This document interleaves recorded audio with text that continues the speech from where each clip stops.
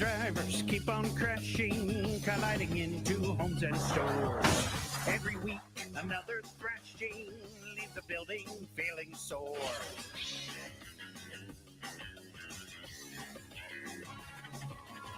Our city streets, complete madness. How did it become this way?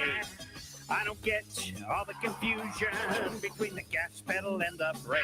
This Miami Valley madness is hard to comprehend. Drivers smashing Dayton buildings, such an ugly trend. People, we must take a stand. Look out! Cars out of control, crashing through the city of Dayton. That's a house, not a drive-through. Crashing through the city of Dayton. Put your stupid cell phone down. This ain't the time for a Snapchat. So does anybody use Snapchat? Crashing through the city of Dayton. Look out! Crashing through the city of Dayton. Look out! Crashing through the city of Dayton. It is the Evening Edge, Monday through Friday, 5 to 7. Tonight on the show, last night we had my wife on the show for 2 hours. Did a nice job, very nice job. Tonight, Shaun Vincent, my former co-host. And work wife. And work wife, that's right. I should ask you some of the questions I asked Mary last night. Yeah, let's do it. Well, we'll see. Okay. We'll see what happens. All we right. got a lot to talk about tonight. Good to be here.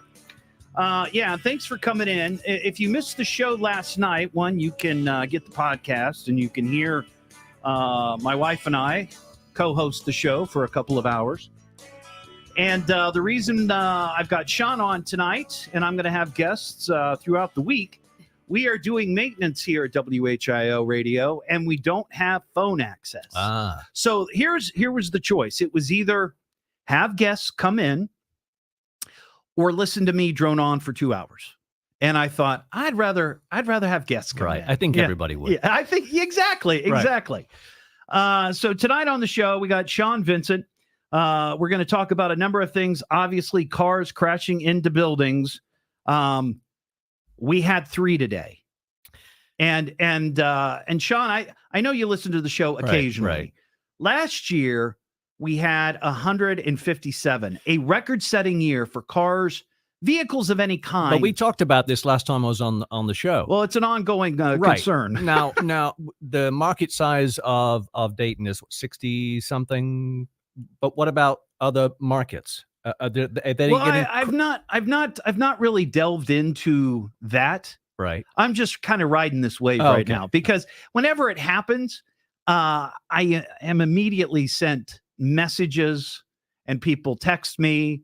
And so it's sort of worked out, honestly, where when something like this happens and it's in the news or someone sees it out when they're out and about, immediately the Evening Edge comes to mind. Right. So it's a brilliant marketing plan. If somebody crashes into your house, would you please call in and give us a live update? Yeah. If it happens, I mean, today, like I said, we've had 3. We're going to go through them here in a second. Okay. But if it happens while you're out driving home and you see it, give us, well, you can't really call us, but hop online and, just let us know, hey, this just happened. Don't text and drive because then you'll drive into a building. Right. And then it's just going to keep multiplying and multiplying. And then, who knows? Yeah, what's going to happen? So we got that. We're going to talk about this crazy, I don't know if you've seen the pictures or videos of people waiting outside of Target to get one of these Stanley tool tumblers, these pink Stanley tool tumblers. No, I haven't. People are going nuts. And it reminds me of, I know, how long have you been here in the country?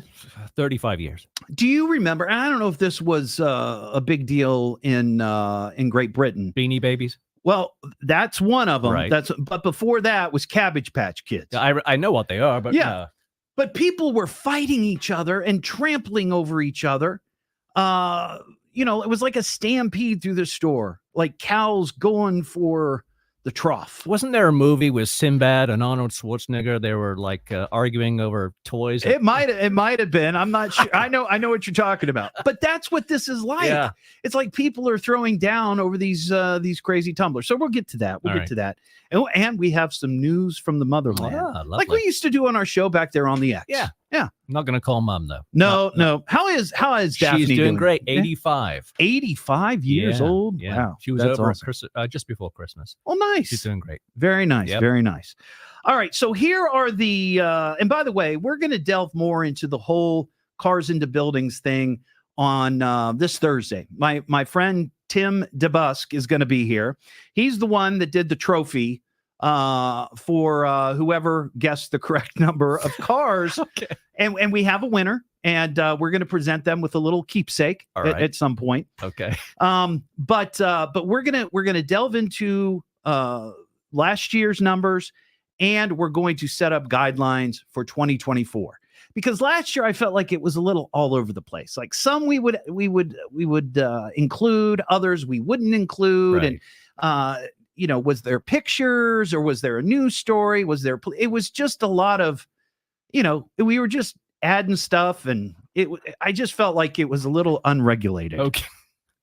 Do you have a goal? No, but I just mean I'm going to have a sort of a list of guidelines, and it says it's going to be this, it's going to be this, it's going to be this, and it's going to be this. These items, if it hits all those, then we will add it, right? Right. If someone backs into their own garage, you're not going to count that.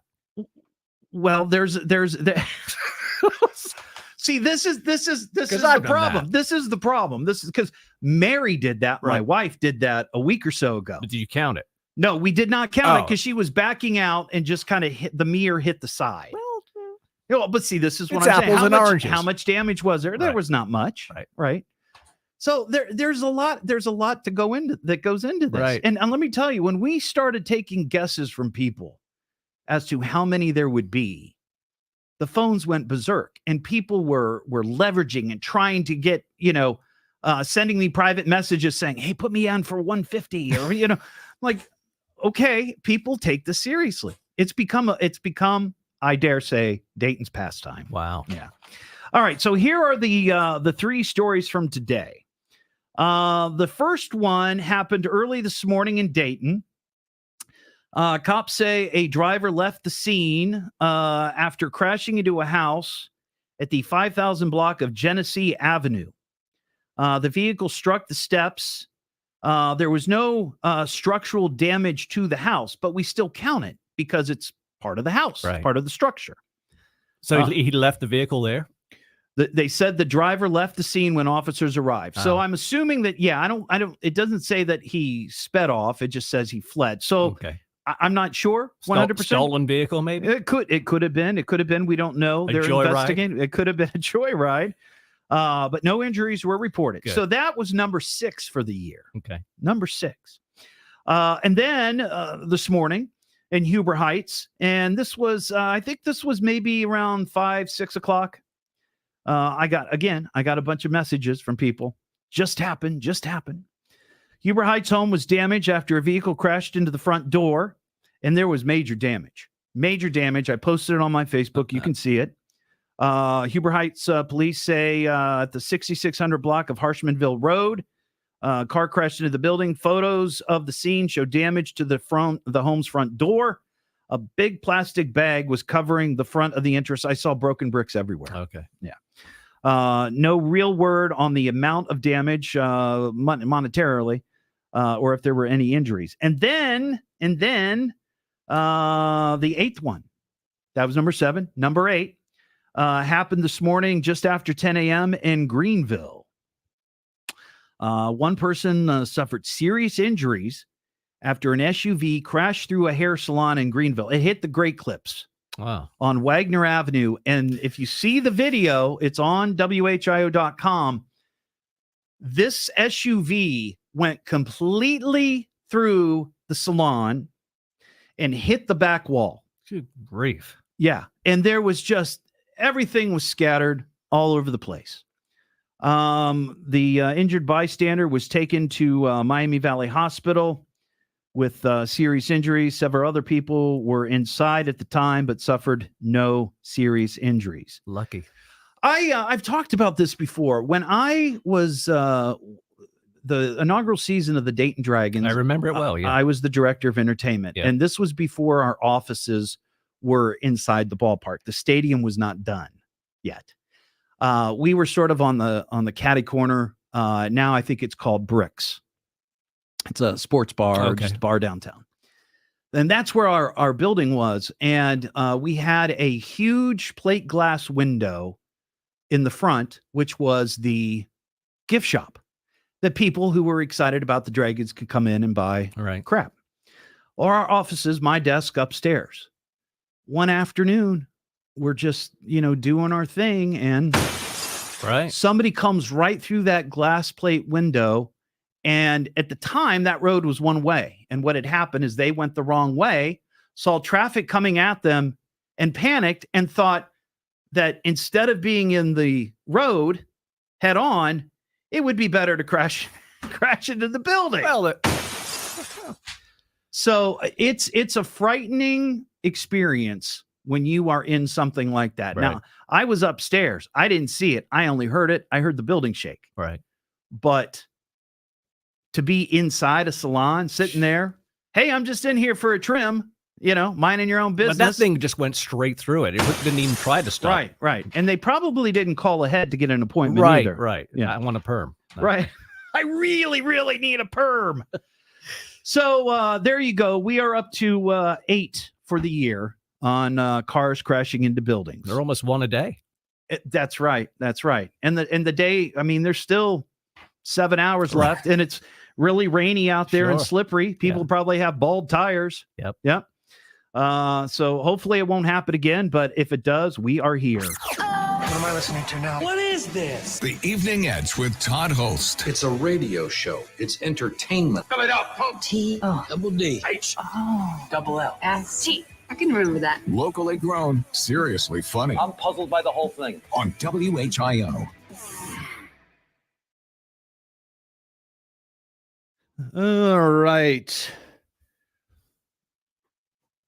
Well, you know what, Clinton? I was just about to go and correct it. I got that picture. The pictures that I posted and said it was number 9. It turns out that was something from the last week of 2023. So Shaun is getting naked. Holy crap. Sorry. It's hot in here. It is warm. The temperature fluctuates up and down. I actually said one time on the show, and it was going to be a little bit of a campaign, that if we ever got over 100 viewers on the live stream, that I would take my shirt off. And?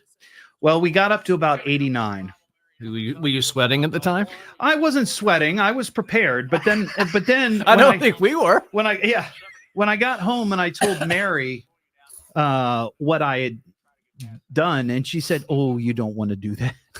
You don't want to do that. People will make memes of this, and it will live forever." Hey, that's okay. Well, viral, virtually viral.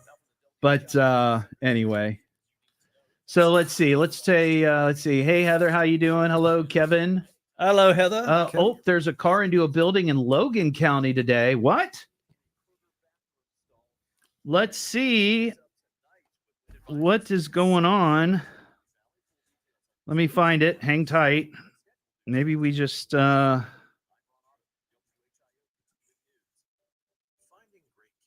I don't. Where did you send it, Kevin? A link on Facebook. I'll try to find it.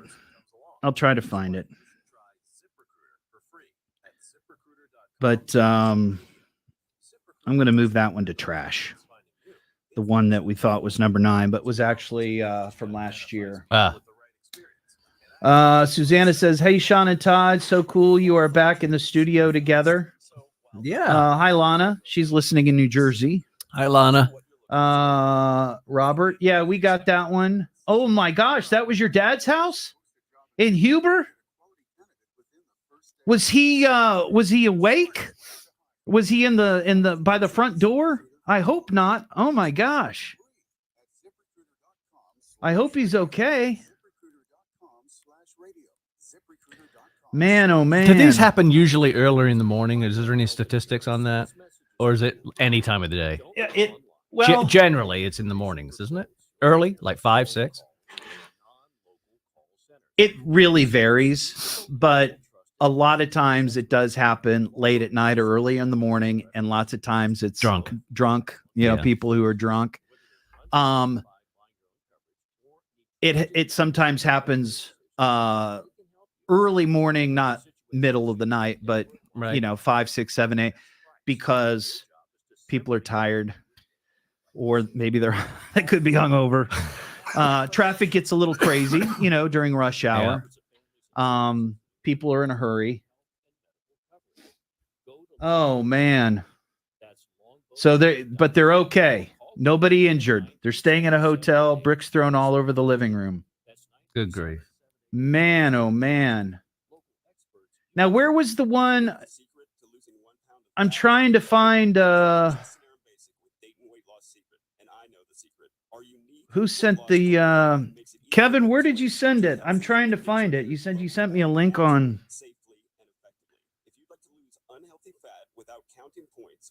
Let me yeah, I'm not seeing it.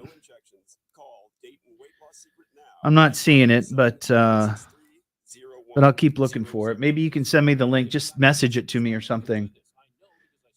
Because if there was one in Logan County, that's not Greenville. Greenville's in dark, so I'm not sure where the one in where Logan is. But man, oh man, oh man. So I've got something else to talk about that's local. Somebody shared that. That was on a front of a speedway in West Carrollton, I guess, last night.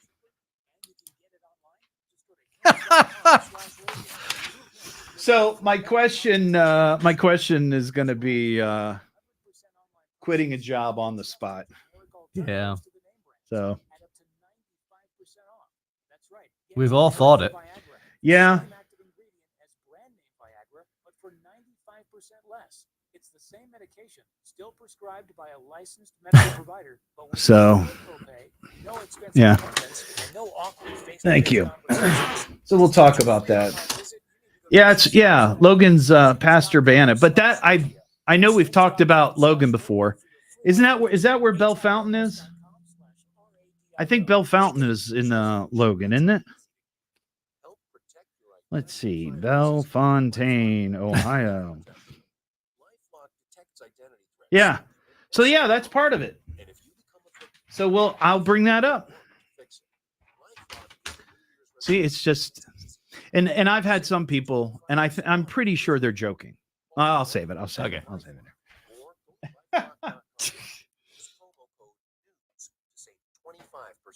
What does it feel like to file with TaxSlayer and get your guaranteed maximum refund? It feels like the last level of a video game, facing off against the final boss who stands between you and your refund. All your refunders belong to me.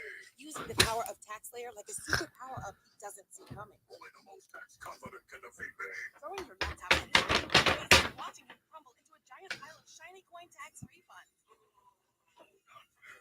You use TaxSlayer. Start for free and get your guaranteed maximum refund with TaxSlayer. Oh, here we go. You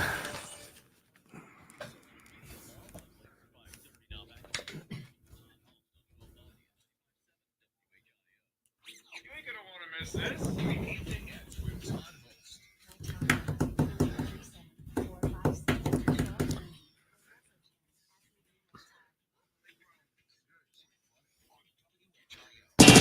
Back here on the Evening Edge, Monday through Friday, 5 to 7.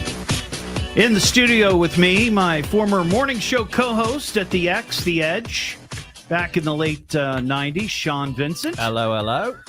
And we were just having a conversation with people on the live stream. By the way, you can check out the live stream. you can gaze on Shaun's beautiful eyes. Hello. Beautiful eyes. Slightly bloodshot. Yeah. But about the cars crashing into buildings, we have a report that there may have been one up in Logan County today, and that's part of our area. Okay. So looking for some confirmation on that. Also, the house in Huber Heights that was hit, the son, one of the sons of the people that lived there is watching and said that his parents, I guess, are in they're staying in a hotel, and there were bricks strewn all over the place. But fortunately, nobody inside was injured. That's great. So that's good. So here's a question. This popped up on my Facebook feed this morning, Shaun. Okay. It's in a group called West Carrollton Talk. So this is like a community group. WCT? Yeah, that's right. That's right. And somebody posted a picture of a sign that was on the front door of the West Carrollton Speedway. And I don't exactly know where that's at in West Carrollton, but I know I've passed it before. Okay. And here's what the sign says. Somebody took the time to print this out and tape it to the front door. It said, "Closed till morning. I quit. F Speedway." /7-Eleven. Right. And I thought I don't know that I've ever seen that before. Now, I know people have walked out on a job. Right. I mean, I've never walked out on a job. People have asked you to walk out. Well, they've shown me the door. Right. Me too. Of course. We've all been shown the door. If you work in radio, you've been shown You've never thought about rage quitting? I don't think I've always finished the shift and then called maybe the next day and said, I ain't coming back. Has it ever been that bad, whether it's your boss or a coworker, that you just couldn't take it anymore and say, you know what, I'm done, I'm out? Yeah, it's been close. It's been close. A couple times, but not in radio. Not working in radio. It's been in radio. Oh, sure. Not for me. No. Maybe for you. Yeah. But no, that's never happened to me. But I'd love to, maybe next week when we have our phones back, if this person who posted this sign wants to come on, wants to call in, I'd love to pick their brain about this. Like, one, do you call the next person that's on and say, hey, by the way, I'm quitting and I'm just leaving? No. He must have had, or she must have had to lock the door, right? Must have had keys, I guess. Yeah, but you lock the door. Are you just going to quit and I think leave the door I think if unlocked? you're going to do that, you don't really care what happens next. You just done. I suppose. Maybe he or she locked the door. Maybe they just left it open. Right. And then at that point, a closed till morning sign isn't really going to help, right? Somebody's just going to walk in and take their Funyuns. It's the Evening Edge with Todd Hollst. Call Todd now, 937-457-1290, or message him at Evening Edge Todd. Locally grown, seriously funny on WHIO.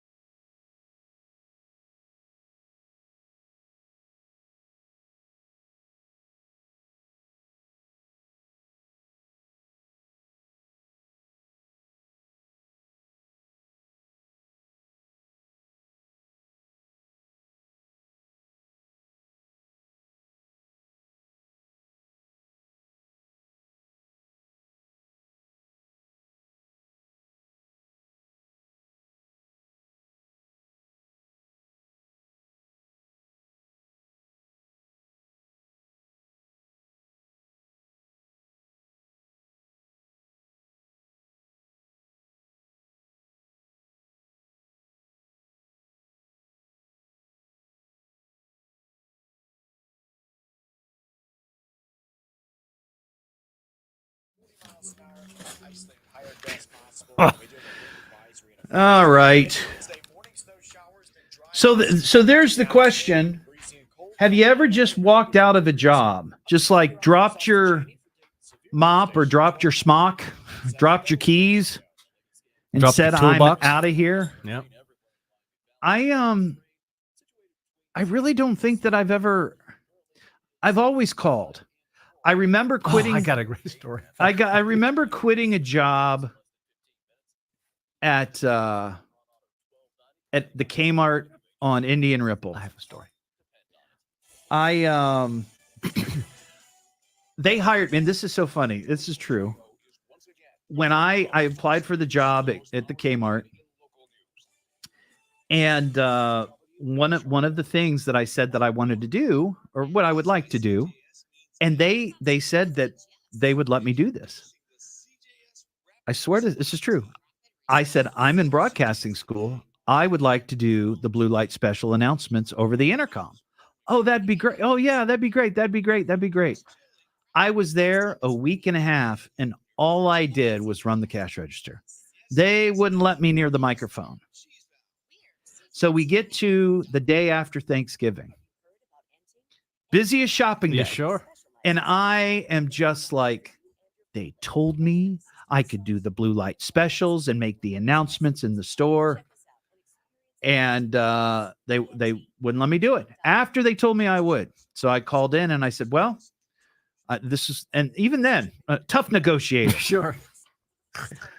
I was like, are you going to let me do that? And they said, well, that's not in your job description. And I said, well, then I'm not coming in. Click. So I quit on the phone, but I didn't just, and I was supposed to work that day, the busiest shopping day of the year.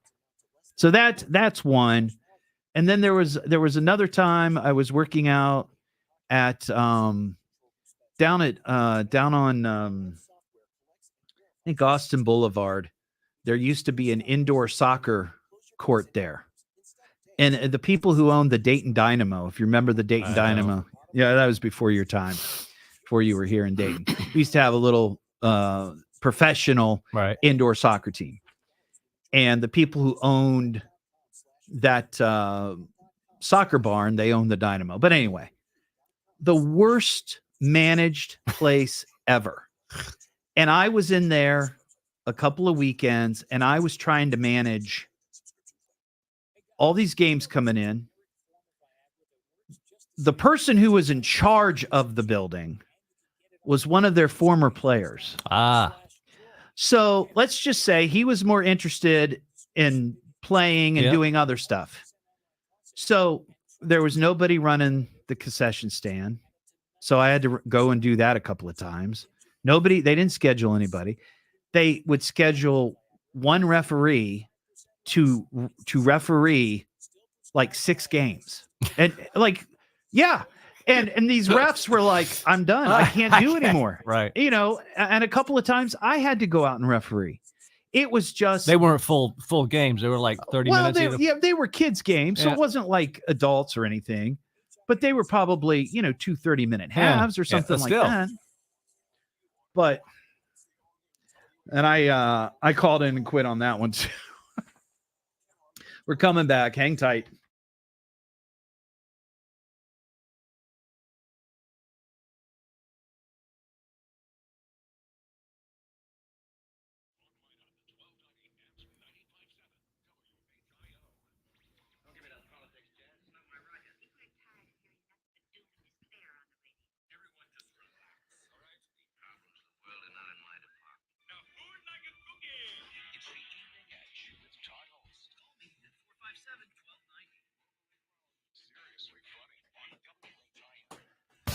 Back here on the Evening Edge, Monday through Friday, 5 to 7. In the studio with me tonight, Shaun Vincent. He is a veteran Dayton radio personality. Hey, that's right. And used to be my co-host when we did the morning show on the X at 103.9. 98, 99. That was 97 through the day I got fired, which I believe... What was like the 2nd or 3rd of January 2000? Yeah. Fun Happy times. New Year. Get the hell out. Yeah, right. But that happens. That happens. And I mentioned this a little bit earlier. If maybe you're just tuning in the first time this week, we're doing maintenance here at WHIO, and we don't have phones. So it's just me and Shaun tonight chatting. Tomorrow night, it's going to be Molly Kowick, former News Center 7 reporter and anchor. She's going to come by for a couple of hours. All right. And then Thursday night, it's my buddy Tim DeBusk. He's a paranormal investigator, the paranormal hunter. We're going to talk a little bit about the paranormal, ghosts and the unexplained. Plus, he's the guy that made the really cool trophy that we're going to be giving away for whoever guessed the right. And he is the inventor of the Cheez-It Pizza at the Villa Tavern. Okay. So that's going to happen the rest of the week. And then Friday, we're only on for an hour because we got a UD basketball game at 6:00. And it'll probably just be me and Ron Otto chit-chatting or something. But anyway, last segment, we were talking about this post that I saw on the local community group, West Carrollton Talk. And somebody posted this. It's a sign on the front of a speedway there in West Carrollton. And I'd love to talk to the person maybe next week who posted this. It says, closed till morning, I quit F Speedway / 7-Eleven. Right. Yeah.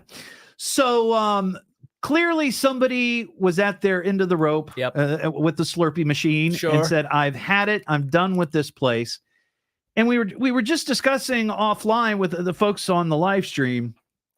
If you've ever just quit on the spot, you dropped your mop, you dropped your smock, you dropped your headphones, maybe in the case of radio, and just walked out. Now, I've never just quit on the spot. I've called in and said, I'm not coming in today because I quit because you guys suck or whatever it is.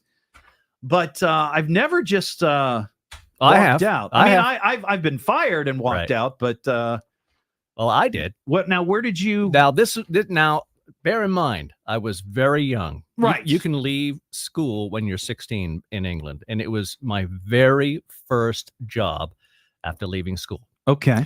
And it was at a grocery store in a local village. Yeah. Right. So I got there like 8:00 in the morning, and was stocking shelves and cleaning floors and things like that. And it was coming around 4:00, 5:00, and the manager would say, all right, well, over in the storeroom, there's 4 or 5 pallets of stuff that needs to go out on the shelves. You can do that, from 5:00 until 10:00 if you'd like. What? What do you mean 5:00 until 10:00? I can't stay after 5:00. I have to go to the pub. No, it's true. It's absolutely true. My very first day, I walked out. Wow. Of the job. 5:00 came and you said, I said, I'm not going to work pub. I'm not going to work from 8:00 in the morning till 10:00 at night. Well, and that makes sense. I mean, that's ridiculous. But you know what England's like. I mean, the pub life at 16, 17 is what we did every single night. Yeah. And so, no, I'm not doing it. And I just said, I'm done. I'm out. Wow. Walked. Well, I got on my bike, actually. I didn't walk. I got on my trike and pedaled home. Yeah, my very first day. Now, when you got home, what did your mom and dad say? Was there any concern? Not surprised. Yeah, not surprised. They still talk about it today. Wow. They bring it up at family gatherings. Do you remember that time Shaun quit? Yeah, of course. The very first day. Accent, right? Yeah. Well, one day that's I had a friend who quit the first day of being a bank teller. And the thing that was crazy is that, and I felt for him because he was a big guy. Okay. He was like a big guy, heavy guy. Yeah. And he had gone through training. Like he'd gone through a week or 2 of training. And all of the training to that point had essentially been, you're sitting at a desk, right? Or you're sitting at a table in a big conference room. They're showing you how the drawers work, and somebody hands you a note, like hand over the money. Right. This is what you do when somebody tries to rob you, that kind of thing. So he's going through all this training. So he does that for a couple of weeks, But then he finally, his first day. Well, tellers, if you didn't know, they have to pretty much be on their feet. Well, yeah. All day. You can't get a chair or a stool? No, you've got to be standing there looking the customer face to face. You got to be able to move around. You got to, okay. You can't sit, and there's no breaks. I mean, I guess you could take a lunch break, and maybe you've got short 15-minute breaks, or go, drink some coffee, or cigarette or whatever. Yeah. But he just couldn't hack it, because from the time he got there to, I guess, I don't know, lunchtime or whatever, it was just too much. Again, big guy. Right. And I understand that, because I'm a big guy. And I remember when I first started working in retail years and years ago, holy cow, that first week or so, man, oh man, your dogs were barking, as they say. Right. But yeah, just nuts. Speaking of retail, I heard this story this morning on Miami Valley's Morning News with Larry Hanskin. And we kind of touched on it at the beginning of the show. These Stanley Supply or Stanley Tools, these tumblers that people are going nuts for at Target. And I don't know if they're Can you only get them at Target? That's what I don't know. Amazon can't get them?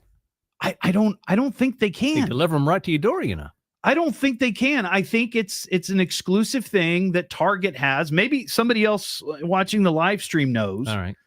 But people are going crazy trying to get these pink. It's a cup.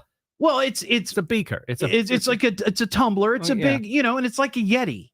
Keeps it warm or cold. Whatever. Exactly. And they are incredible. I don't know. Do you have a Yeti? I do not. Yeah. Okay. So I got a Yeti a year or two ago from some promotion that we did.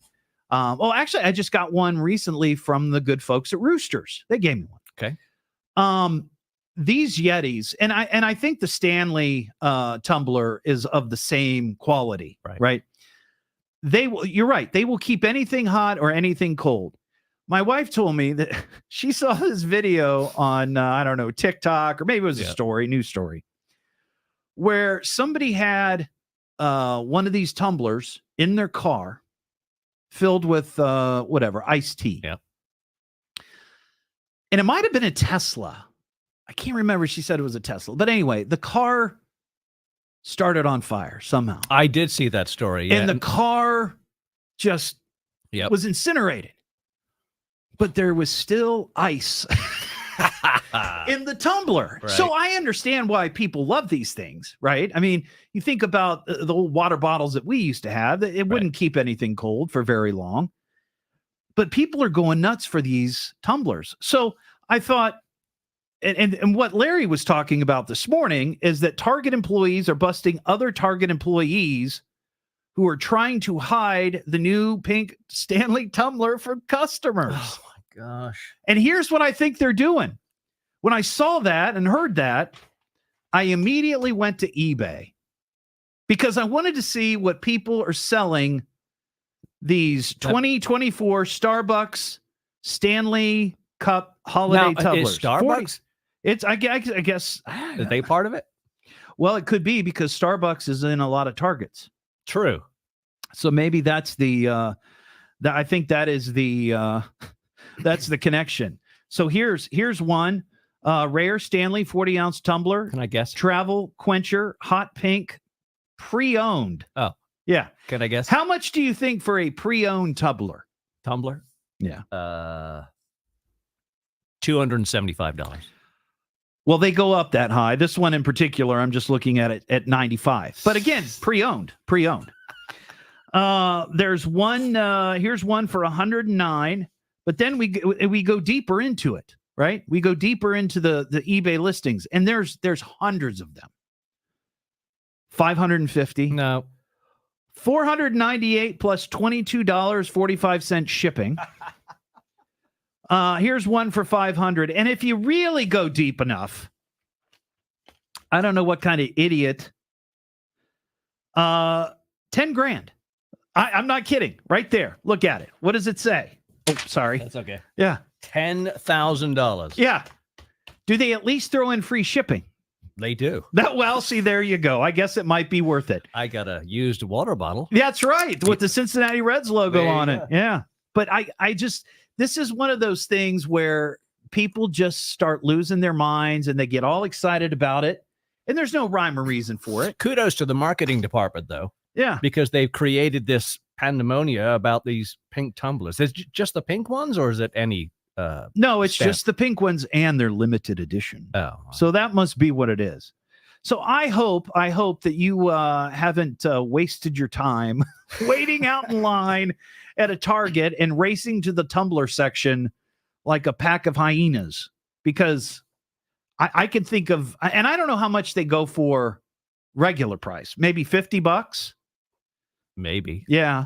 I mean, Yetis aren't cheap, but man, oh man, people wait in line for anything. I hate hearing how nobody has money out there. Right. Because apparently they do. They're spending it on this junk. I've seen the lineups outside liquor stores. Have you seen that?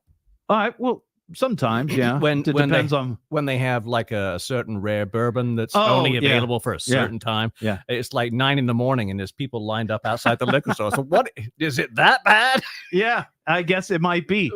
But people line up for stuff like that all the time. Man. I've seen people line up for Pokemon. Who has the time? I don't. Me neither. What am I listening to now? What is this? The Evening Edge with Todd Hollst. It's a radio show. It's entertainment. Fill it up.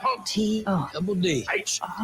Double L. S-T. I can remember that. Locally grown, seriously funny. I'm puzzled by the whole thing. On WHIO.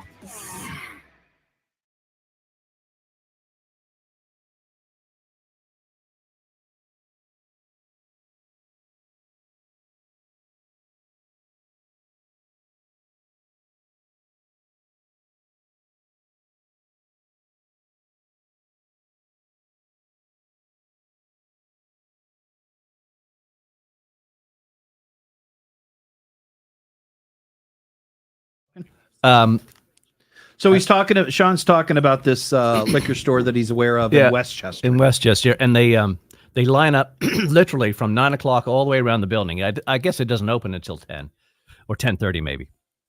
And I went in one afternoon to ask what was going on, and he said, "Well, people stand outside and wait for there's certain rare bourbons that are only released in a small amount of a batch, like a small batch. Yeah, and people just go crazy. They go nuts. They stand out in all kinds of weather, waiting to get their bottle. Yeah, I mean, did they drink it? Did they store it? Did they put it on the shelves? Display it? I don't know. Well, I don't know. I would bet that some people probably take it right home and drink it.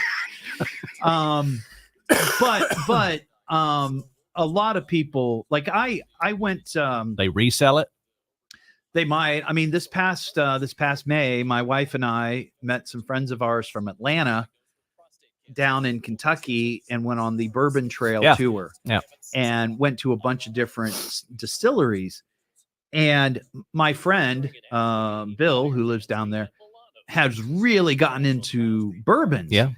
And when you go to these things, you like go to a tasting and or you go through this class or whatever, and it costs so much money. Yeah.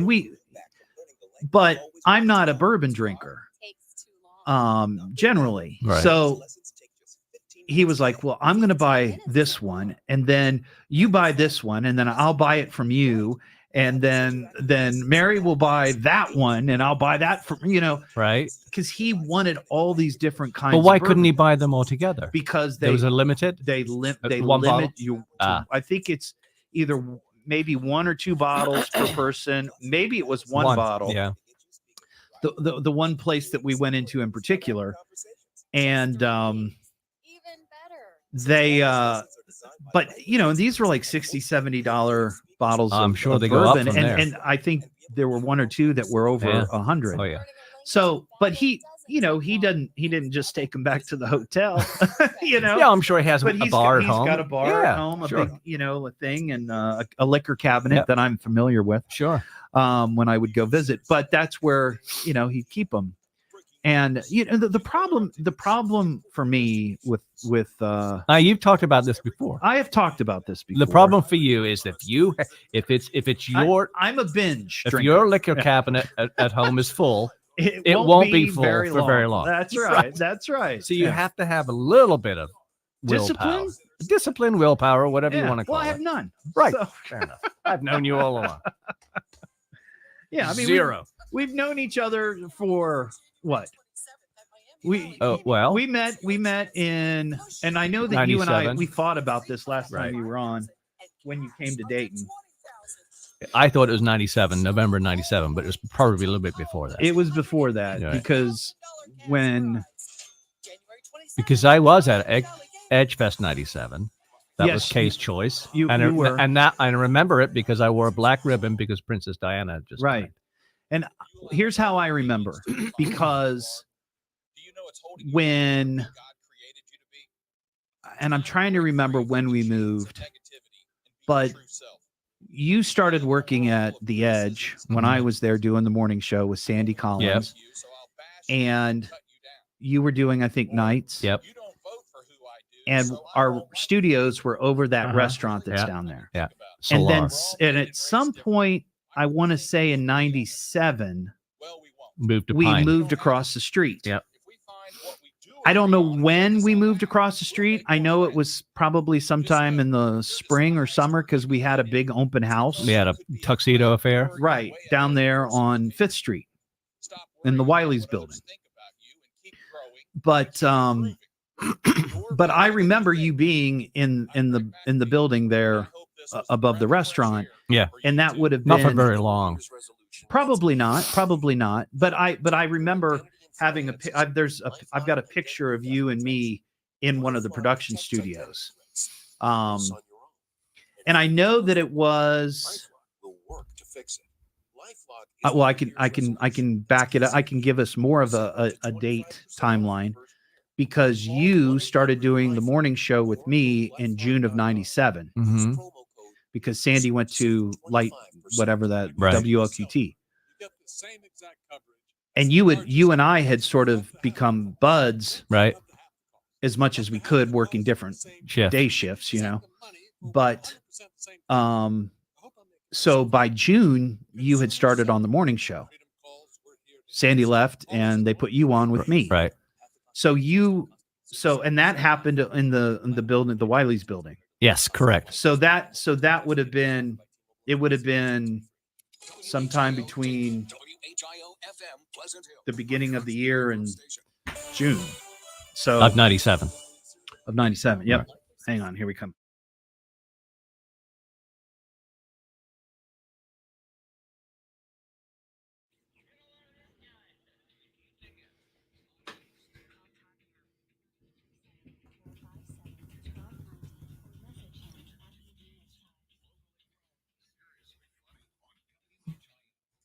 First, we both get naked. Let's get naked. Why are you naked? I didn't know you were naked. She saw me naked. I think we should get naked. Be naked. I am naked.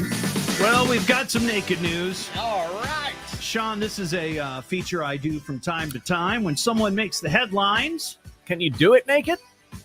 Can you do what naked? The news. No, I'm not taking my clothes off. No. This is a story. This was big, and I think this may have happened last week, but I was on vacation. All right.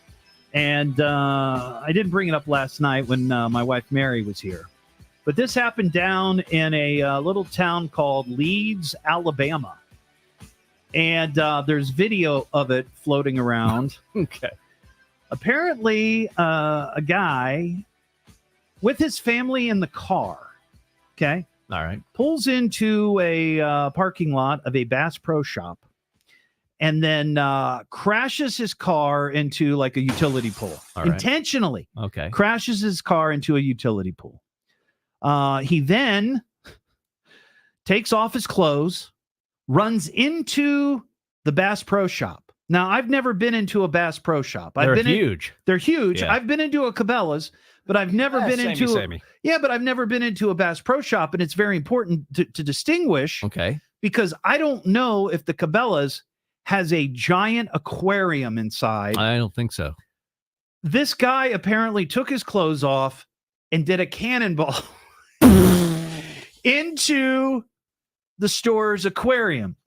At that point, people call the police because this guy's naked. He's swimming around in the aquarium for like 5 minutes. Meanwhile, his kids and his family still out in the car? They're out in the car. They're out in the car. Still into the pole? I'm assuming, All or right. maybe they got out and said, hey, where's Dad going? Going for a dip. He's going for a dip. Cops say he was swimming around for about 5 minutes. The man eventually climbed over the side of the aquarium, but then fell to the concrete floor below, knocking himself out. And that's when cops apprehended him. He was taken into custody and charged with public lewdness, disorderly conduct, assault in the second degree, resisting arrest, and 2 counts of reckless endangerment. But remember, this happened a couple of weeks ago at Disneyland in Anaheim, California. Do you remember that story? Did you see that? No. Some guy who was at the Magic Kingdom, sure, decided to get naked on the Small World ride. It was swimming around. It's a small, naked. Wow. So there must be something about, public fountains, public. I feel sorry for the fish in the aquarium. Yeah, exactly. Right? Exactly. What are the fish thinking? I don't know. Yeah. So anyway, I'd like to know what sent him over the edge. I'm thinking some chemical maybe. Could be some sort of chemical imbalance. Well, not imbalance, but maybe he took some kind of chemical. Could be. But to just ram your car into the pole and then go take a dip with your kids outside. Right back. Yeah. What am I listening to now? What is this? The Evening Edge with Todd Hollst. It's a radio show. It's entertainment. Spell it out. Double D. H. Double L. S-T. I can remember that. Locally grown, seriously funny. I'm puzzled by the whole thing. On WHIO.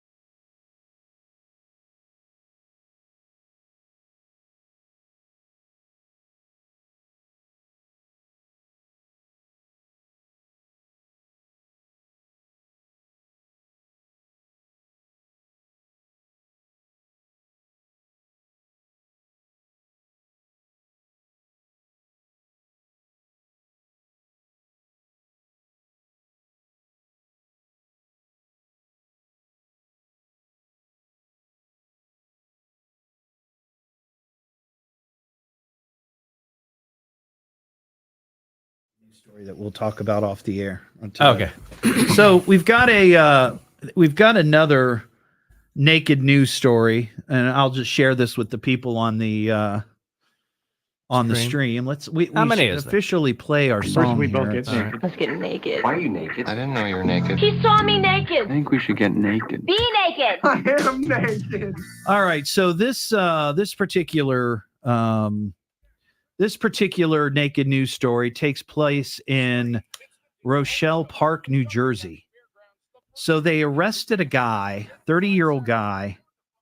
Where's that coming? Oh, is that your headphone? Oh, and they say this guy's homeless. Okay, so he's got nothing else going on. He's just roaming around. Right. He apparently broke into a local school on Christmas Eve. Okay. And you think, well, if he's homeless, maybe he's trying to get warm, right? Sure. And I am empathetic to that sort of thing, but breaking into a school, not the way to go, but I get it. But once he was inside, he stripped down. Apparently he was began warm. mopping the hallway floors while naked. Maybe he was applying for a job. Well, maybe he was. That's right. Auditioning. Or he went on a job interview. Got the time wrong. I want to get a job as a janitor, and they said, "Well, you don't have any experience." So he thought, "I'm going to go get some experience." Sure. He's a real go-getter. That kind of right. Gotta be careful with the bleach though when you're naked. But cops say he rummaged through lost and found boxes, which, by the way, is always fascinating. If you've ever gone through I try not box, to, delve in a lost and found. That's something we should talk about. He took a break in the teacher's lounge and then washed his clothes in the mop bucket. That's clean. Yeah. So we're going to talk about this. Hey. I know we're going to do it again. Hang tight. We're coming back.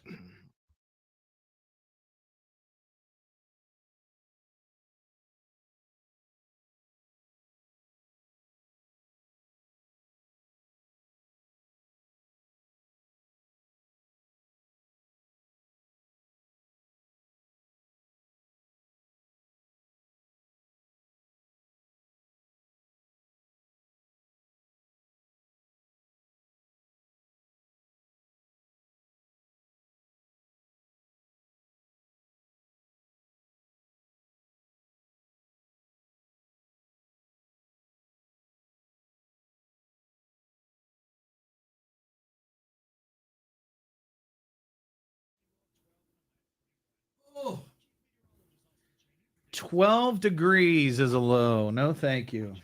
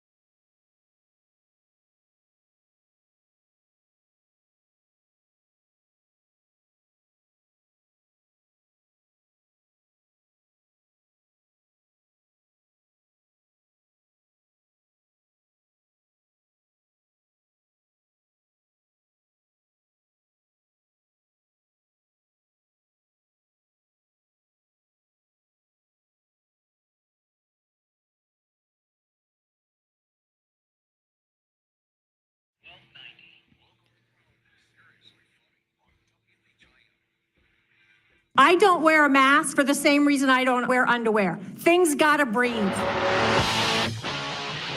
It is the Evening Edge, Monday through Friday, 5 to 7. In the studio with me tonight, my good friend, my longtime good friend, Yeah, Shaun Vincent.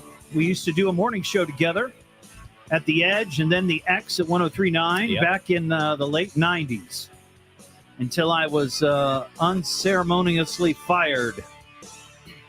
Shown the door. Shown the door. And then you kind of stuck around for a while, right? Yeah. Like 9 months or something, just doing the show by yourself? Yeah.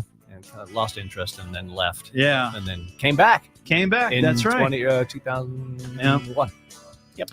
But Shaun is here because if you're just tuning in for the first time this week, we don't have any phones this week here at WHIO. We are getting an upgrade of equipment, and part of that upgrade includes the phone lines, from what I understand. So we don't have phones, so we can't take calls. And instead of just me droning on for 2 hours, I thought, well, let's spice it up a little bit. Right. So last night was my wife. Tonight is Shaun. Tomorrow is Molly Kowick. Thursday is my friend Tim DeBusk. And then Friday, I think for the 1 hour, it's going to be me and Ron Otto. All right.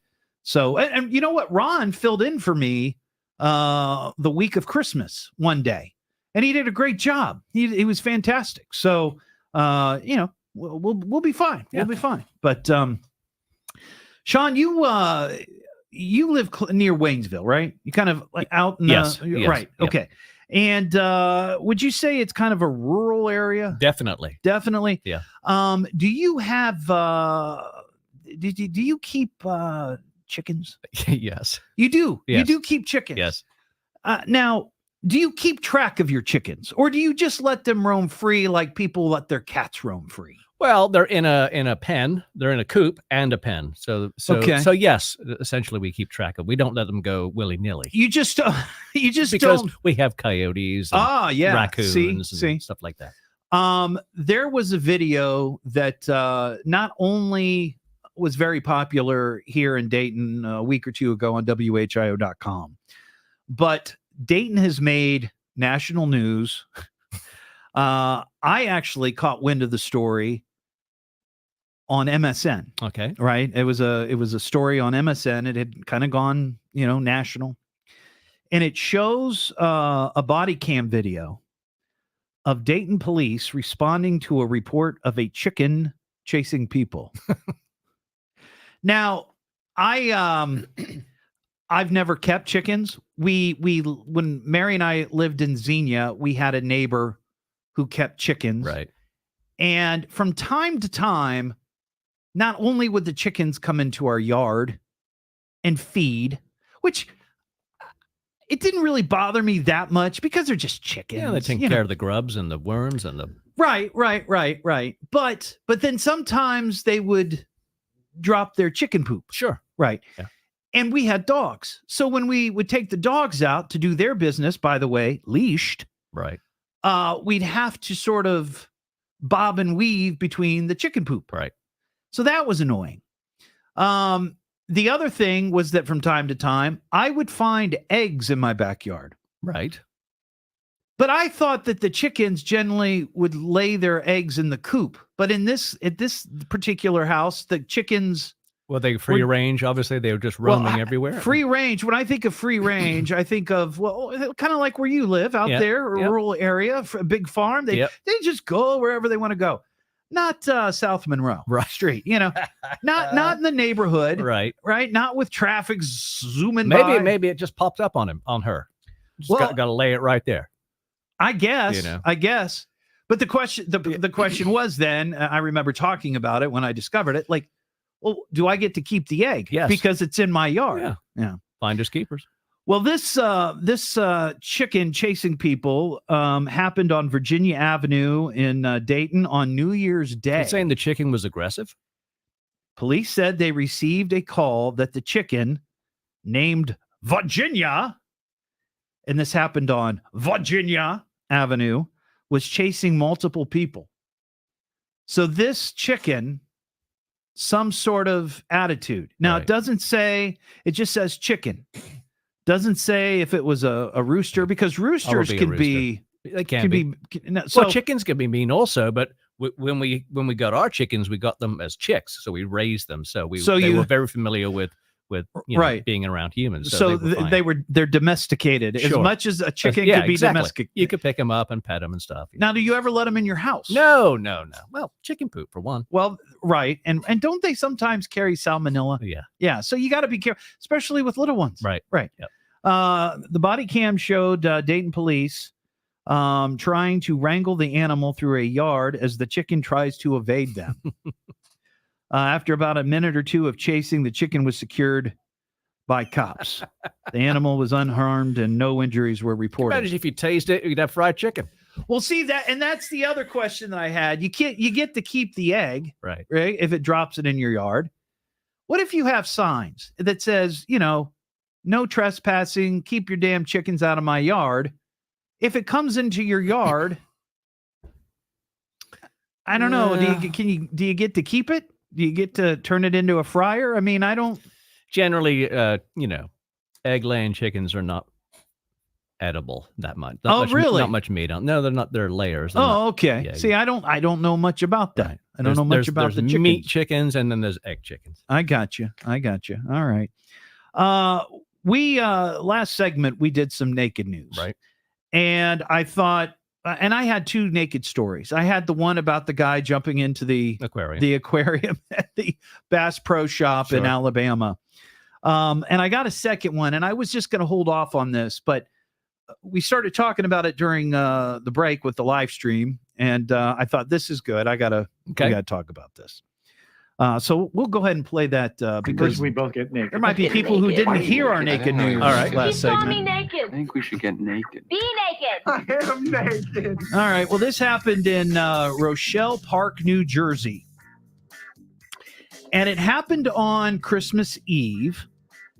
And cops say that a 30-year-old homeless man was caught on video breaking into a local school. Now, I can understand, and I don't know what the weather was like on Christmas Eve in Rochelle Park, New Jersey. It wouldn't be warm. Well, if it was anything like it was here, it wasn't terribly cold. It wasn't too bad, but still, if you're homeless and it's late at night, you might get a little chilly. Right. You're looking for some place to stay. I certainly understand that. I don't think breaking into a school is the way to go, but desperate times call for desperate measures. But he was caught on video in the school. After he got into the school, he apparently stripped down naked and then began cleaning and mopping the hallway floors while naked. So here's this guy, mopping up after all the students, school break, I guess. They also said that he took a break in a teacher's lounge and then washed his clothes in the mop bucket. After he cleaned the floors, he put his clothes in the dirty mop bucket? I guess. Yeah. But here's the thing that I find interesting. And actually two things. One, I have heard over the years that there are some people out there. I've never talked to anyone who does, to my recollection, but prefers to clean naked. Like when they clean their house or vacuum or dust or whatever, if they're by themselves, that they find it more, I don't want to say freeing in a sort of... Is that a thing? I don't know. I've heard this before, that some people like to clean naked. That it's not even an apron or nothing. I'm just telling you what I've heard. It's less restrictive. If you're really working hard, you can get hot and sweaty. Right. Clothes get in the way. I don't know, but I've heard this before. So I don't know. Maybe somebody on the live stream knows about this. So I thought, well, maybe this is one of those guys. Maybe. Now, the other thing that cops say, and by the way, they arrested him. But the other thing that he did, and I find this interesting, and I think there's a YouTube channel, or maybe there's a TikTok channel where somebody does this, where they'll go into a restaurant and they'll ask for the lost and found. Yeah. And they bring the lost and found box out to the table and they make some silly video. And it's usually sunglasses or something like that, or a ball cap. Right. But this guy went through the lost and found at the school. And I find that very interesting for some reason. Like, what sort of things do you think would be, in a school? I mean, obviously, pencil cases, things like that, coats and hats and stuff like mittens. that. Yeah. But I find Have you ever delved through a lost and found? Well, box? when I'm looking for stuff, but not just randomly, but this video that I'll have to find it. It's these people, they go to a restaurant, right? And while they're waiting, they place the order and they ask, "Hey, do you have a lost and found?" And the server brings them the lost and found, and they just start going through it, and they start trying on sunglasses. Yeah, that's mine. That's mine. This is I don't think they take them necessarily. They're just sort of being nosy, observing and seeing what sort of crap people are leaving behind. I find it amazing that people still have lost and found boxes. Well, what would you think they would do? Just toss them? Yes. Throw it out. I don't know. I mean, I guess it depends. If it's a wallet or a watch or a phone, okay, something of value. Right. But a pair of mittens or a hat or a scarf, just toss it out. I would be afraid of lice. Stuff like that. Yeah. I wouldn't want that. If I had a restaurant in chiggers, right? Chiggers, any other kind of bug. Right. Bed bugs a big problem. Yeah. Big shit. Yeah. But I find that interesting. Just like to go someplace, say, "Hey, do you have lost and found?" I don't think I've ever been at a place or worked at a place that had a lost and found. We didn't have it at the radio station or anywhere else I've worked. Do you have one here? That's a good question. I don't know if we have a lost and found. If you do, I want to go through it. This is what I'm saying. This is what I'm saying. There's something intriguing and voyeuristic about going through and, looking at lost and found. I think that might be a new video feature that I could do. Absolutely. On my Facebook page. Right. You need to come up with a good theme. A good parody. Yeah. That's a good one. Well, we'll talk about it. It's the Evening Edge with Todd Hollst. Now, 937-457-1290 or message him at Evening Edge Todd. Locally grown, seriously funny on WHIO.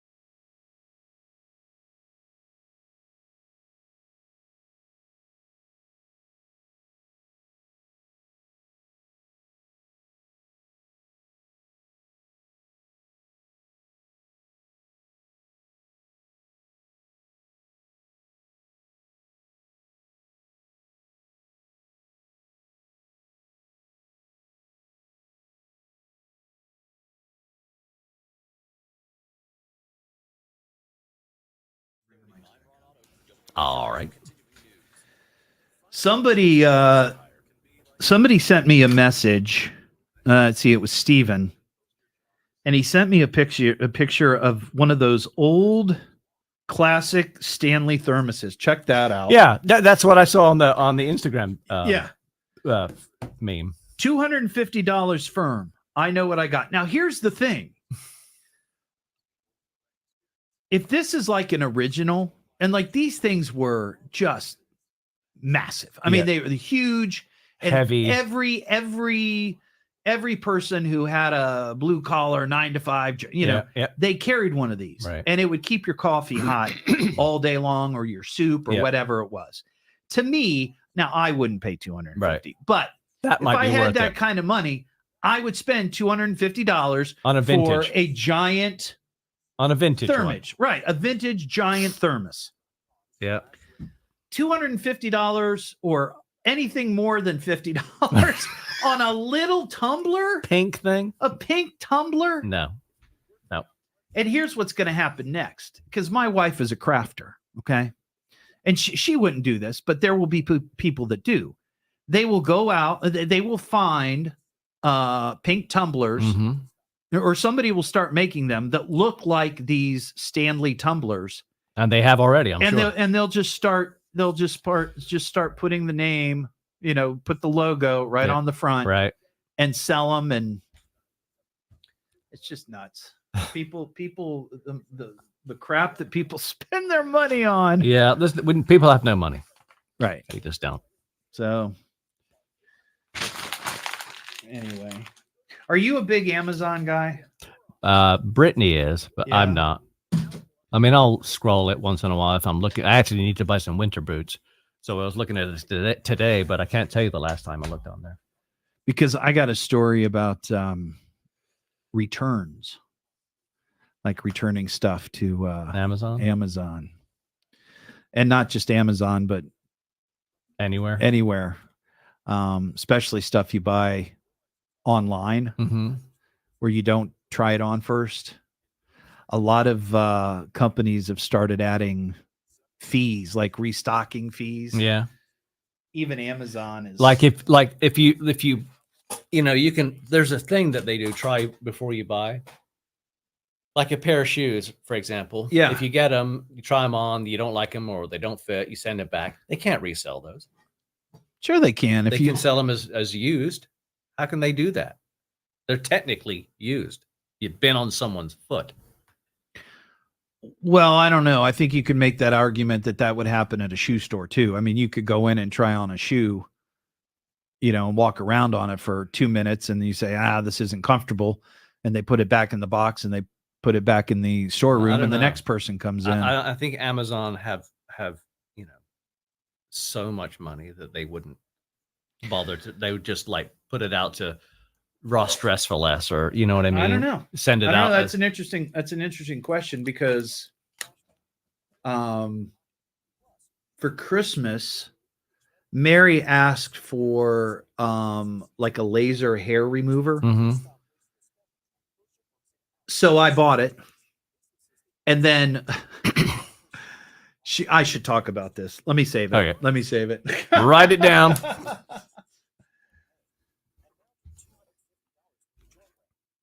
Hey, Josh, how you doing? What up, Josh? Hope everybody's having a good Tuesday night.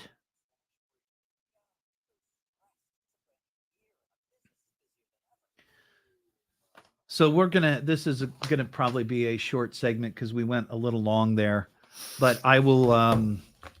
We're gonna do news from the Motherland coming right out, and it'll be short and to the point. By the way, I think when you do naked news, you should use Barry White.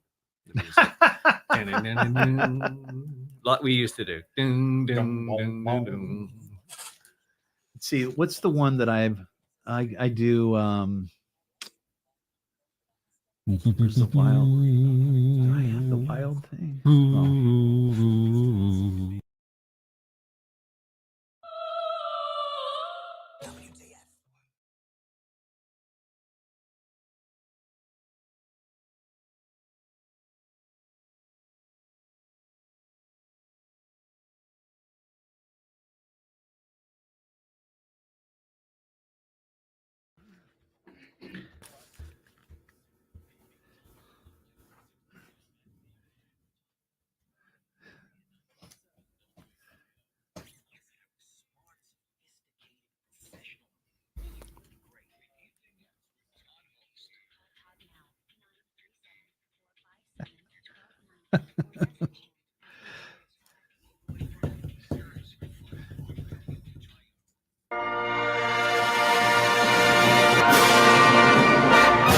Back here on the Evening Edge, Monday through Friday, 5 to 7.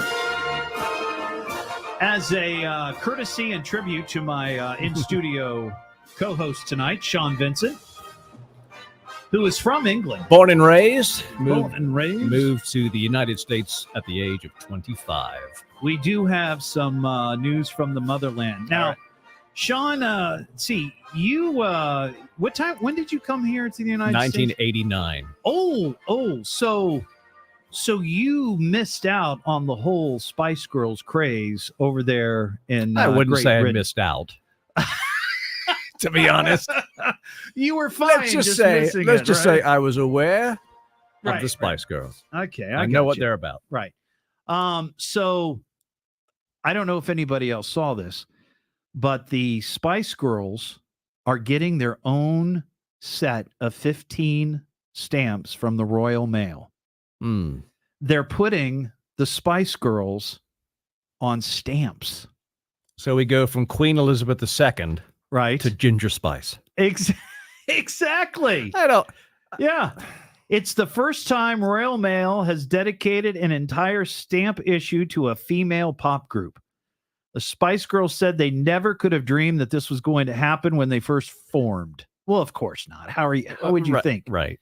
But here's the thing. Like, I appreciate some of the Spice Girls music. My wife enjoyed the Spice Girls. I have no problem with the Spice Girls, but are they at the level of the in Beatles? the UK to put them on stamps? I mean, because remember, Elvis had a stamp, and it was a big deal in the 90s here. Yeah. Oh, but it was Elvis. Right. It wasn't the Spice Girls. Did the Beatles have a stamp? I'm not sure. I'm not. I would imagine that at some point they Rod probably Stewart? did. Come on. Rod deserves Rod a the stamp. Bod should have his own stamps. Tom Jones? Yeah, it's not unusual. The 10 main stamps feature images from their performances from 97 to 2012, including the Brit Awards in 1997 and at the closing ceremony of the London 2012 Olympic Games. Other images include Victoria Beckham performing during the return of the Spice Girls tour at Madison Square Garden in New York City. That's a lot of info to get on a small stamp. It is, but it's going to be 15 stamps. Wow. So as a UK guy, you might want to add this to your rock and roll memorabilia collection. Is that right? I think you should. Okay. I'm going to get you some for when's your birthday? I can remember. March. March. Oh, see, where it's just around the corner. I'll ask Mom to send some over. Oh, that would be nice. Yeah. That would be nice. The Evening Edge with Todd Hollst. Call Todd now, 937-457-1290, or message him at Evening Edge Todd. Locally grown, seriously funny on WHIO.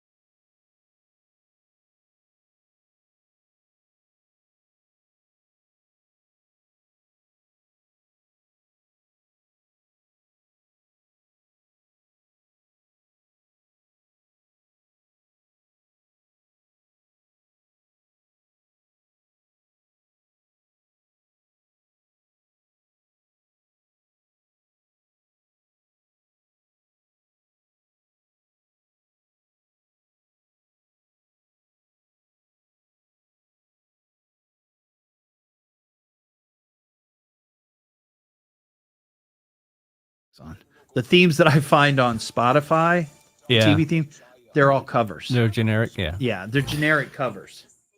Yep. So. Yeah, I think I'll probably put them. They're probably still upstairs and not downstairs. If I probably put them in the studio. The other thing too that I still, I started putting some of our old air checks online, and I need to figure out a way to, because I'm not at the point where I want to pay every month to keep the page going because right. But I can't, I bought this little thing that converts tapes to digital, and I got through about 15 tapes and it started going slow. Like the motor started burning out already. It was a piece of junk. Right. So I've not done anything more with it. I do have a tape deck, a good tape deck, but I don't. Can you just go from the tape deck right to your laptop or right to the computer, desktop, and record it in that way on Adobe Audition or something? And then from there, you have a file, an MP3 file of it? I believe that I could probably do that. Here's the big problem, and this is just a me whining about it, is that you have to do it in real time. Yeah, of course. Yeah. And we have so many tapes. Yeah, I have. I mean, and you box full more. Yeah, you gave me a bunch, and I got through most of them. I have a box full downstairs in the basement. But and I also digitized our short-lived podcast. Right. Which was actually pretty good. It was funny. Going back and I'm listening to those old air checks, it does bring to mind like some good topic starters, some good, we used to talk about all kinds of shit. Oh yeah.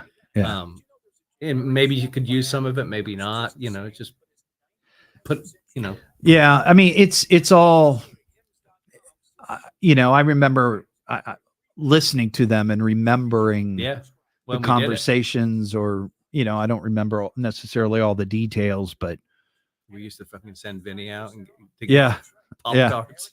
Yeah, Pop-Tarts. I remember the time we got in trouble with, or I got in trouble with Arby's. Oh yeah. And Haagen-Dazs. Remember Haagen-Dazs? I don't remember that one. Yeah.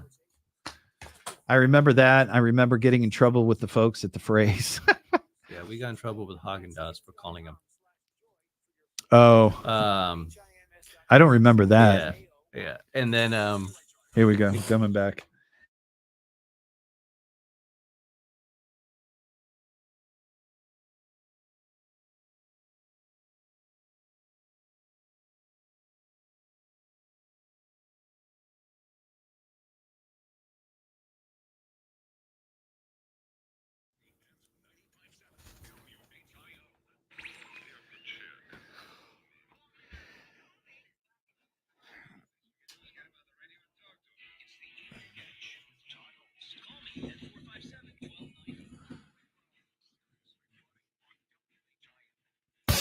Back here on the Evening Edge, Monday through Friday, 5 to 7. My in-studio guest, Shaun Vincent. Yes, sir. Longtime Dayton radio personality, my former co-host at the Edge and X at 103.9.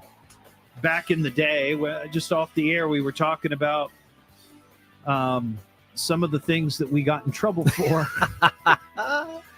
I remember. Well, I don't want to go. Okay. Yeah, you probably shouldn't. I've matured more now, and I don't. Maybe a little bit. But at the time, though, I mean, we were just innocent and having fun, Well, we weren't intending to hurt anybody. Oh no! I mean, and we, it's. I think my approach to this show, The Evening Edge, it's the same as what it was then. Right. It was just whatever things that I saw or you saw on TV or in a magazine, because that really was prior to the internet really becoming what it became. Before social media, for sure. Right. Yeah. I mean, so we were still getting issues of Maxim magazine, trying to find interesting topics or things to talk about, But the cool thing about when we were working at that station, and it really changed after we both left. Mm-hmm. And I think it started to change after I left for sure. Yeah.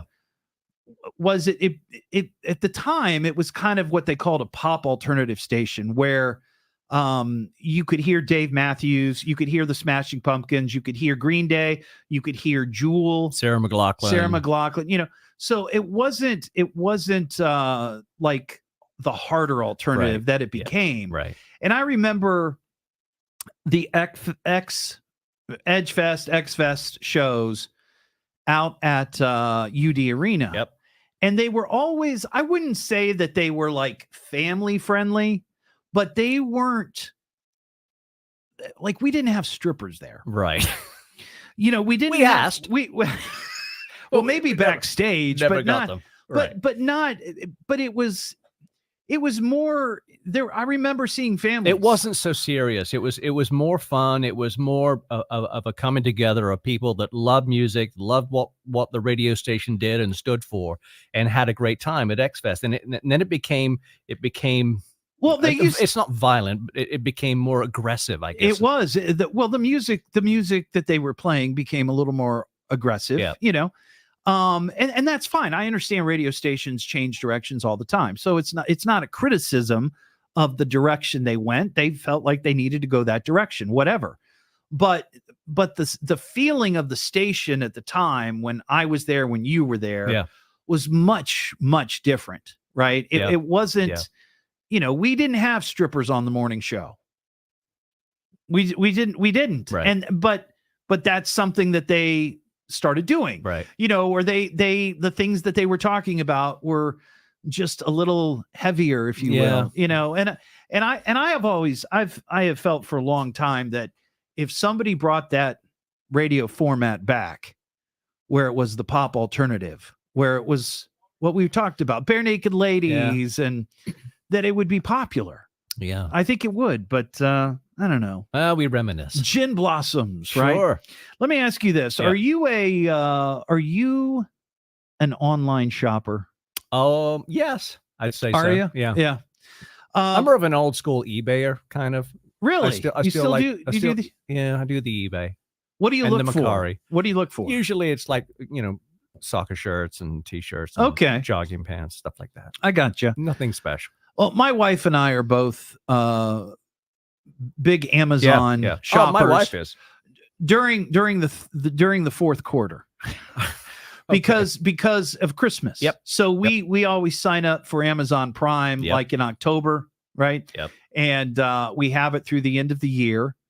We do all of our Christmas shopping. We get the free shipping and whatever else.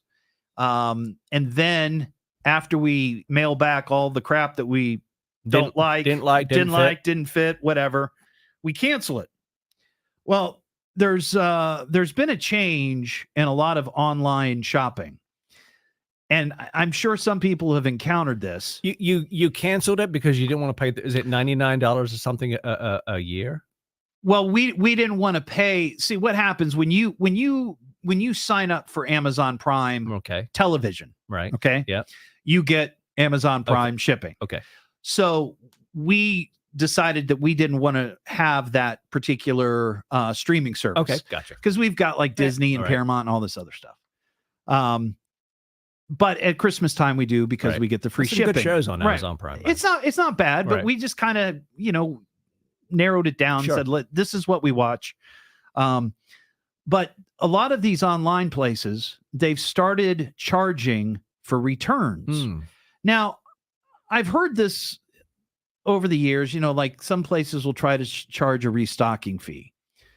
And I didn't notice this because I am notorious for returning things to Macy's and Amazon. Right. Because I do buy stuff without trying it on because it's online. What am I supposed to do?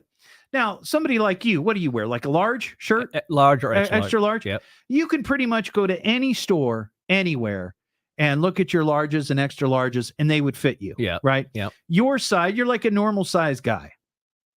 I'm not. I'm a big guy. Right. The sizes fluctuate. Okay. So what might be a 3XL from one company, there's no way I'm going to fit into it from another company. Right. So that's what I end up dealing with. I understand that. Well, Amazon has started charging $1 fee every time you return an item to a UPS store. Right. Okay. Yeah. Where there is a Whole Foods or Amazon Fresh grocery store or a Kohl's closer to delivery address. So basically what that means, they have a deal with Kohl's, they have a deal with Whole Foods and UPS and Amazon Fresh. Yeah. And they take returns there. All right. And it doesn't cost you anything to return it there. But if you go to a UPS store, which I have found always to be much more convenient. Yes. When you go to return something at Kohl's, at least my experience, we live by the one in Beaver Creek. It's in the very, very back of the store. Right. Very, very back of the store. Right. And we don't have an Amazon Fresh around here. Whole Foods down on the other side of town. Right. There's not a Whole Foods close to us. So I just always go to the UPS store, but I've never noticed, and maybe they haven't done it to me, because they just assume, I don't know, that the UPS store that I go to is, closer than the Kohl. I don't know. But they've started doing this, and I'm wondering, and my wife told me, and I didn't know this was a thing, that Amazon can freeze your account if you return stuff too often. Really? You heard this? I have not.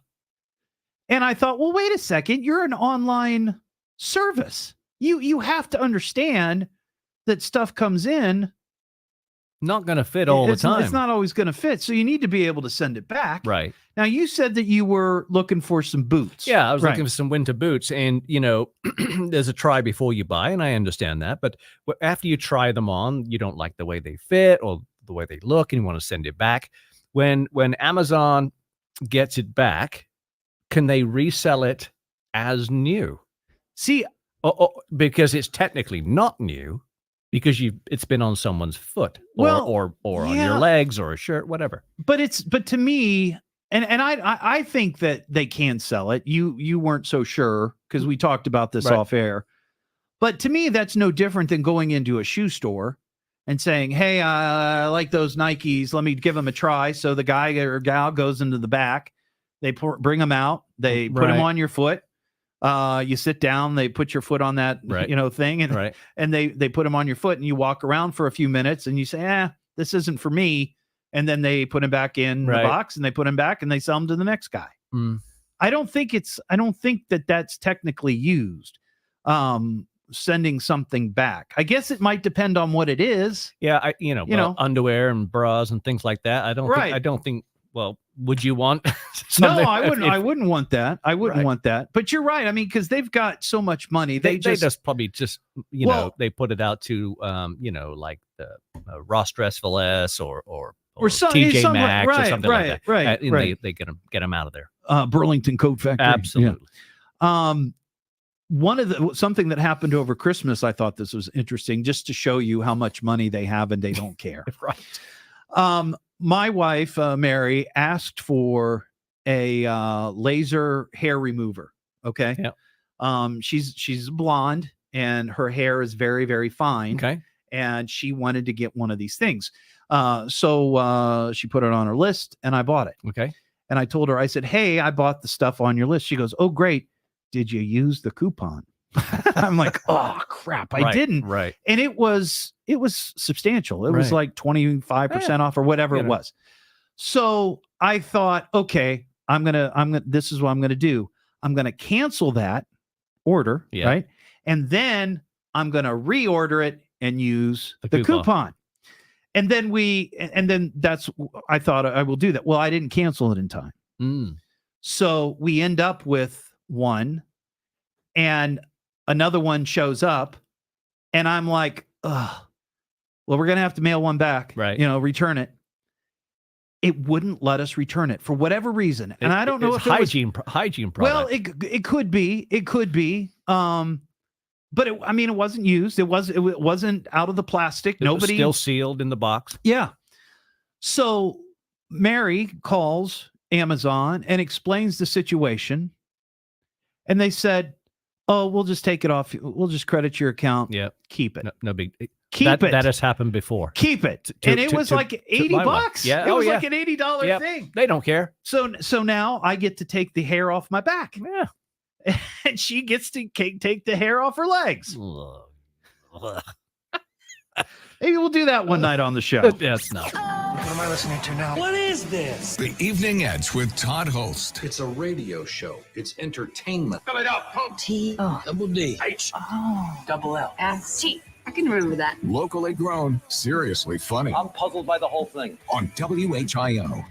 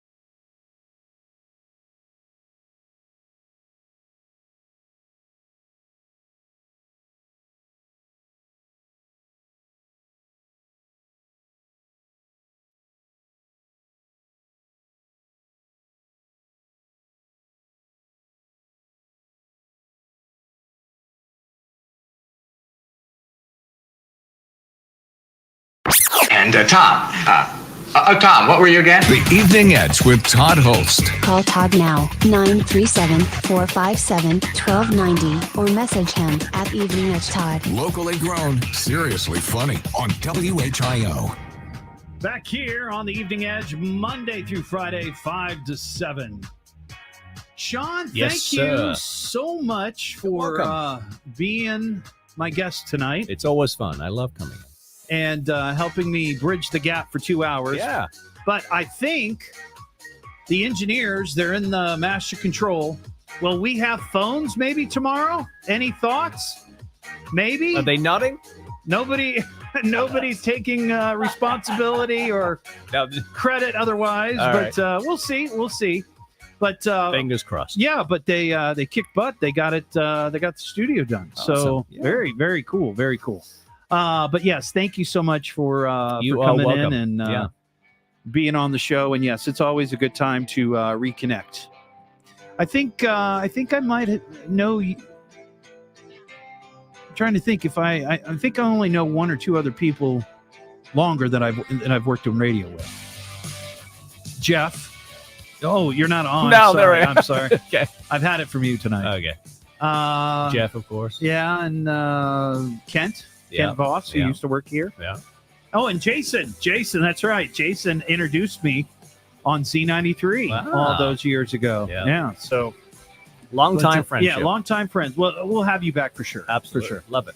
All right. Well, thanks for listening tonight, watching the live stream. We will be back tomorrow night just after 5, and my in-studio guest will be Molly Kowick, former News Center 7 reporter and anchor. So we'll talk to you then. Have a great Tuesday night.